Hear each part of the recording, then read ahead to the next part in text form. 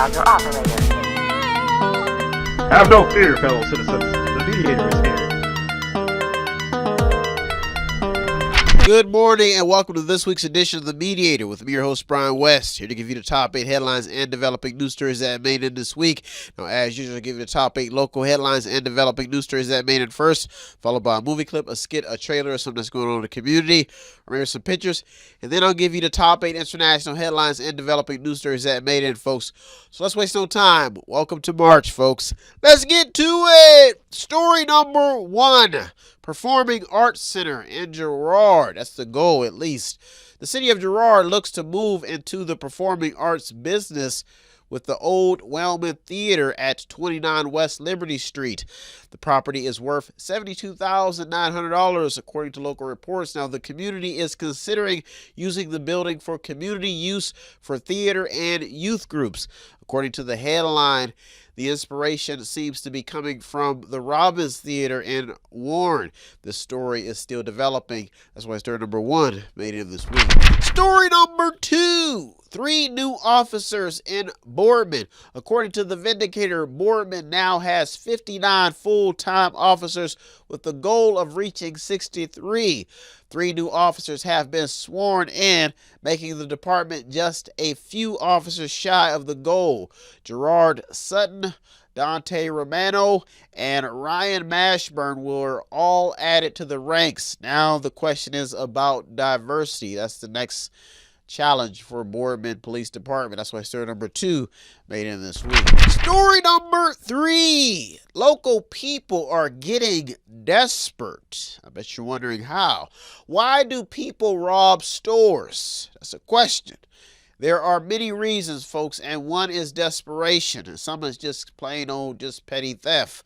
Now, in Austintown, Conroy's West was robbed at gunpoint on an early Sunday morning. Now, the local report goes on to say that the gunman got off with $740 from the cash register and also tried to make off with the cashier's car.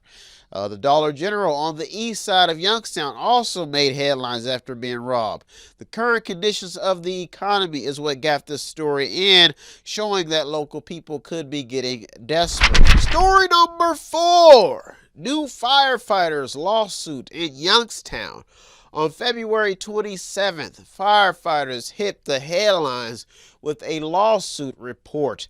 According to a local Vindicator report, the firefighters union filed a lawsuit claiming that Youngstown officials refused to engage in binding arbitration to settle a grievance, stating that the city failed to promote firefighters in a timely manner and also provide out-of-rank pay. The firefighters in Youngstown have been working very, very hard. Now, this story is still developing and has caused a stir in Youngstown. They've been working so hard that they filed a lawsuit. The local report points out some other unsettling incidents as well and is worth a read. It is story number 5. What COVID did to the local justice system. Folks, this is bad. One sleeping story is how COVID affected the local justice system. Incarceration rates have still been increasing and prisons are still crowded. COVID delayed so many cases that a lot of trials have been delayed. Some local residents are mainly concerned about repeat offenders. Data shows that people who are repeat offenders often do crimes again once they're let out. Folks, this story is still developing. Story number 6. Drugs remain a top local problem. This is big. The hardest choice in this story is letting go of those who made the decision to use drugs. Now, locally, it has become such a problem that we often focus on how hard it is for the families affected. And while everyone goes on with their life, a lot of people get left behind. Now, the local drug problem is like speaking another language to some people because even the recovery clinics are having a hard time. That means that the drug war has a lot to do with mental. some people just don't seem to want to get help, and some people seem to be staying on that stuff. They can't get off of it. And the people who are trying to help them are creating more problems for themselves because it costs time and money to get these people off drugs and insurance policies. Now, the number one question in the story is, how did this happen? It didn't just happen overnight. That's why story number 6 almost made it to the top 2 this week. Story number 7 in the top 2 local headlines and developing news stories that made it this week. Some kids, when I used to play basketball sometimes at the gym, local gym, they used to call me old school because my game is real old school. But when I'm telling my stories, I like to tell my stories nice and smooth. I like to keep a new school feel with an old school vibe and a little bit of class and creativity. So whatever you want to call me, you can say I look like somebody, Smo Joe, but at the end of the day, call me the Mediator if you want to be nasty. Nasty as in nasty with the knowledge, baby. Ooh, yeah. Story number 7. The East Palestine story is still in major headlines. Speaking about nasty. Folks, the talk now is about dioxins in the air and soil. Yes, but what got the story in is the simple fact that the East Palestine story seems to be evolving every time you hear somebody talk about it. But the people in the city, in the village, they're just moving on with life. Now the story has stayed alive, and there are so many new micro analysts shaping new worries and concern about the area. Some people have decided to sue the railroad company, and East Palestine has popped railroad safety into the spotlight, the national global spotlight, as a new top concern for the world. The small village seems back to normal, but scientists and outside analysts, that includes the media, folks, have made the conditions their business. Story number 8. And the top local headline and developing news story that made it in this week. Woo-wee! I got something for you. A welcoming, loving piece of the pie, a story. Story number 8. 350 jobs for nows. Wow, the jobs is what got this story in. Folks, the grocery business has become even more competitive with Meijer in town. Meijer's. The company will be filling 350 positions for its Now store with starting pay depending on experience levels and specific skills. The package is big, folks. Team members will receive weekly pay, flexible scheduling, free education, a team member discount, and paid parental leave. Employees will also have career advancement opportunities, access to health insurance options, and the option for a 401k retirement plan. Folks, the 350 jobs locally is what got the story in, because that means more money into the economy. That means more people working, less time on the streets, and more money to fight poverty. Hopefully, they're putting out some big money, because from what I hear, they got a lot of money in the grocery stock. Big headline. That's why story rate made it to the top this week. Well, folks, those are our top 8 local headlines and developing news stories that made this week. I'll be right back with the top 8 international headlines and developing news stories. So don't you go anywhere. You're the Mediator to be Brian West. I'll be right back. Tune in and don't forget to subscribe to Method 8 Inc. YouTube channel. You can also watch free public entertainment. And don't forget to show some support by visiting www.method8inc.com by buying something, clicking something, watching something, or just reading something. You can also sponsor a program as well. That's www.method8inc.com. Buy stuff, watch stuff, or read stuff.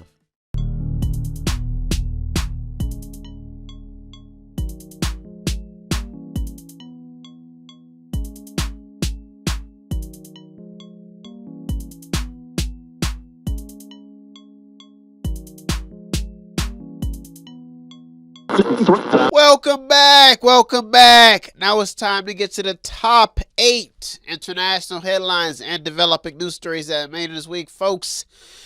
It's getting hard out here for parents. A lot of people are concerned about the SNAP benefits. I went out and talked to some of these mothers, and whew, folks, it is getting tough. And the kids are not getting any better. American kids are bad. Most of them. I mean, some of these kids are so bad. I went to a preschool. I saw a kid throwing chairs. And these mothers, I feel for them. I talked to a lot of them. And I don't know what happens in the relationship between mom and pa, mother and father. But when I talked to one mother, she's talking, oh, they going to get rid of my SNAP benefits. I got to feed my kids. Oh, passing out. Strokes. Nerve diseases, heart disease. They're stressed. And inflation is making it worse. I talk to the kids. I say, are you going to be good for your meal? The kids are getting mad. Throwing chairs, having fits, worried about their school lunches. Folk, America is falling to its knees. What are we going to do? Somebody call Joe. Get him on speed dial. In the Republican Party and the Democratic Party are fighting it out. How do we win this fight? Folks, the Mediator Chronicles are getting deeper. And mothers and parenting in America is the topic of discussion. Do we whip the kids? Some say no. Do we discipline the kids? Some say no. Well, how the hell are we going to get these kids on the right track is the question. It's heating up in America. And teachers, oh, the teachers, they're in it too, folks. Well, that's our topic for this week. Headed into March. Headed into graduation in a few more months. Let's get to it. Story number 1. Twitter in the headlines again. 200 or more employees laid off. Whew. Elon Musk dealings with the company and a business model that is great for leisure and to spread instant information seems to be under some troubles. Now, what the tech world is going through right now is strange because the tech world has delivered on almost every promise. So why failure now? Why layoffs is what got the story in. Technology, folks, has improved everyone's life and people are losing their job. Story number 2. Some say the drugs and the drug war will never end. I think it's impossible to stop the world from using drugs. That's what this new talk of the town is. Many are now saying that the drug war is impossible to win after police in Ecuador found almost 8,800 kilograms of cocaine in a shipment of bananas bound for Belgium. Now, according to the BBC report, police commander Fausto Salinas says that the drugs would have been worth, it says in the report that the drugs were worth an estimated $330 million had it reached its destination. So that's how much the drug lords and dealers probably would have profited. Wow. Now, the question in this story is how many drugs have actually already reached their destination without being caught? That's the question, causing a lot of concerns in the drug battle because the world in itself is at its knees in drug problems. Even the doctors are now begging for mercy. That's why story number 2 crept in this week. Big head. Story number 3. The real estate alert. Folks, a real estate alert has made headlines. CNN Business reports out of Washington, D.C. The report says that U.S. home prices fell for the 6th straight month. Well, it was for the 6th straight month in a row. I think it started in December, and they're saying that rising mortgage rates push prospective buyers out of the housing market. This is a 20 city-wide index, some big cities in this report, all showing declines. Now, all eyes will now be on the housing market, folks, which is how a lot of people get their wealth. That means this is how they flip and make real money. This is big. Now, if property values continue to fall and people get boxed in and cannot pay their mortgages, this could get nasty real fast. That's why story number 3 crept in this week. Story number 4, will school choice help? There is an opinion piece in Fox News about a school choice bill that could potentially help millions of students recover from what the opinion piece calls a shocking learning loss during COVID-19. So here is the plan. The idea is to stop the monopoly that public schools have over K through 12 students. So what would happen if parents were able to enroll their children in schools that work best for their kids' prospective needs? Now, this is outside of public school, so they're saying public, private, or religion. So this is the question. What would happen if they were allowed parents to make these decisions, that leaving public schools without the monopoly?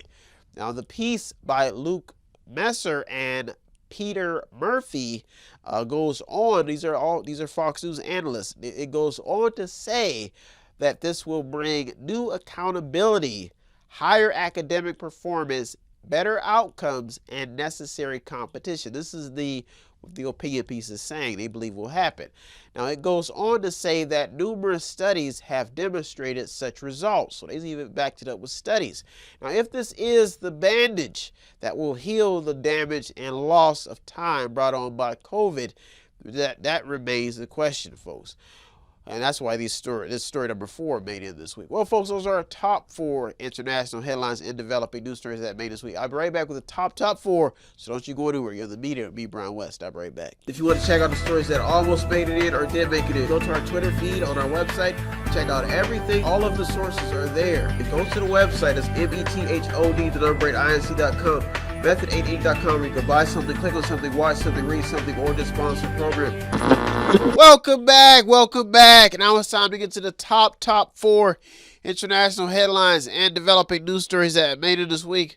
Folks, there is a lot going on in the world right now. I mean, this is a fact. And the media has a lot to do with a lot of people thinking. And owning a business, I'm starting to see this because my customers, they come in. The man has to dress like a woman. What in the hell are you talking about, Judith? Then other customers come in. Trump is Jesus Christ. He's the second coming. Mark, what are you talking about? Have you lost your marbles? Some of these customers are going crazy. I mean, coming in, and I know they're getting it from TV. They're coming in. All lives matter. Boy, sit your ass down and buy something. Whew! That's how I gotta be as a business owner. I feel sorry for a lot of businesses. Nobody want to work. Everybody's watching or doing something they got no business doing. I mean, it's getting crazy. The reverends, the city councilmen, the mayors, people that lost their dang old mind.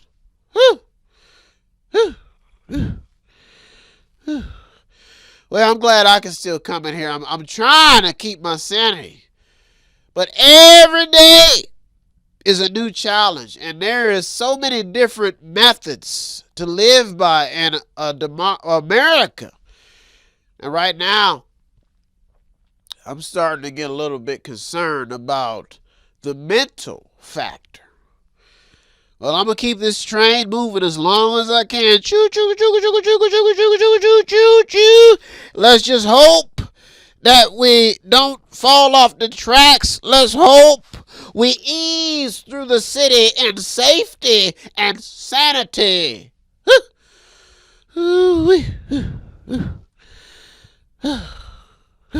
Well, let's waste no time. Let's get to it. Story number 5. Speaking of sanity, is the student loan problem really that bad? Question. Now, here's the situation, folks. Parents and kids sign up for college to invest in themselves, but when they graduate, some protesters are saying that there is no jobs and they need help to pay their college bills, okay? And the other people are saying, well, you made a choice. Didn't you know that you were going to have to pay for this school? Now, according to reports, the stakes are very, very high. They're actually getting higher as you seek a higher education. And it's so brutal that some wealthy people cheat to get their kids into some of these big schools and universities.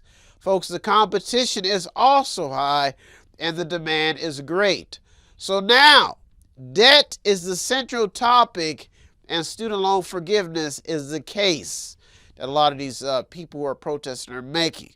Now, according to a BBC report, the Supreme Court is reconvening to hear 2 cases related to the program, which could determine whether more than 40 million people in the United States are able to have thousands of dollars in debt canceled. The student loan saga is one of the main campaign pitches that Joe Biden ran off of. And that's why this story is so big. Story number 6. What the East Palestine, Peace Palestine, if your country story taught the world about trains, not country, if you just maybe want to pronounce it from the East Palestine or East Palestine, if you want to be specific.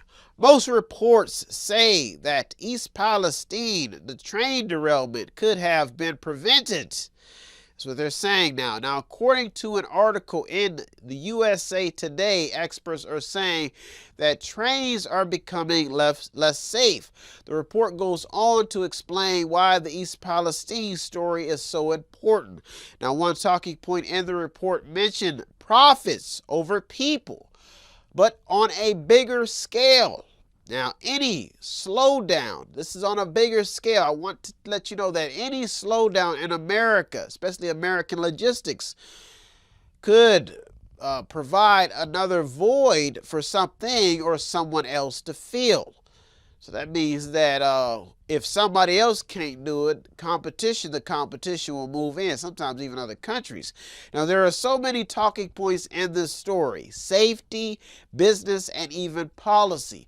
The story is staying in the headlines for a reason, because the aftermath of the derailment is evolving. Story number 7 and the top 2 international headlines and developing news stories that made it this week for you folks.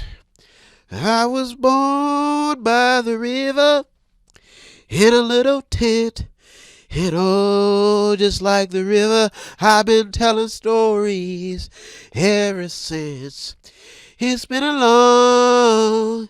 long time coming, but I know change gonna come. Story number 7.